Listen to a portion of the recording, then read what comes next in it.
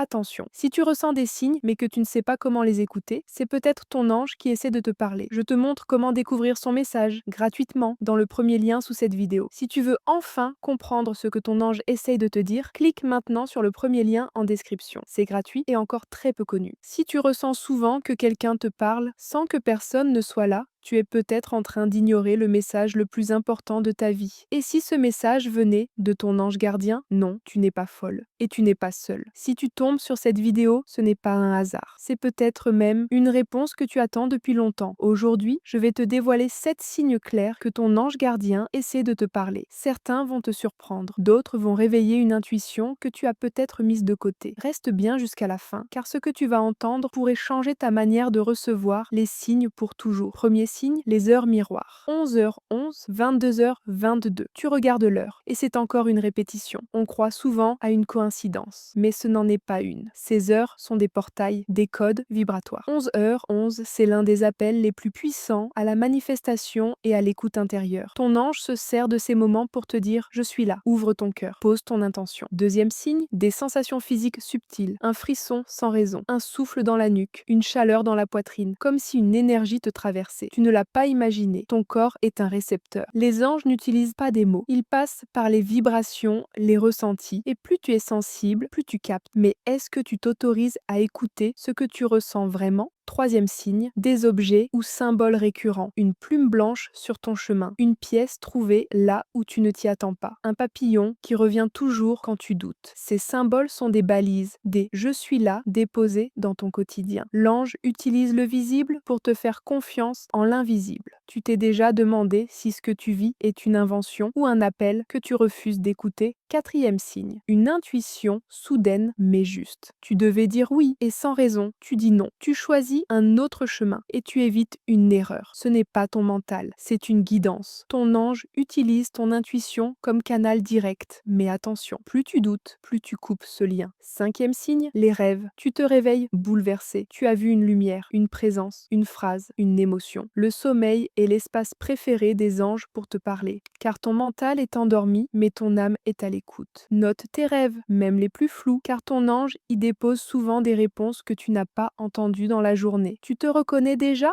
dans certains de ces signes? Alors, écoute bien les deux derniers. Sixième signe, les synchronicités. Tu poses une question en silence et une chanson te répond. Tu penses à quelqu'un et il t'écrit. Tu tombes pile maintenant sur cette vidéo. Coïncidence? Non. Ce sont des agencements précis que l'ange orchestre pour te guider. Mais sans présence intérieure, tu passes à côté. Plus tu les remarques, plus elles deviennent fréquentes. Septième signe, ce sentiment profond que tu n'es jamais seul. Tu traverses une tempête, tu perds pied et pourtant, une force douce te maintient. Tu ressens une paix qui n'a pas de raison, comme si une main invisible reposait sur ton cœur. Ce n'est pas un hasard, ce n'est pas ton imagination, c'est la présence, silencieuse mais constante, de ton ange à tes côtés. Alors souviens-toi, les heures miroirs, les frissons, les symboles, l'intuition, les rêves, les synchronicités. Et cette sensation étrange que tu n'as jamais vraiment été seul. Ferme les yeux un instant, respire. Et demande-toi, est-ce que ce message était pour moi? Tu as peut-être essayé de manifester,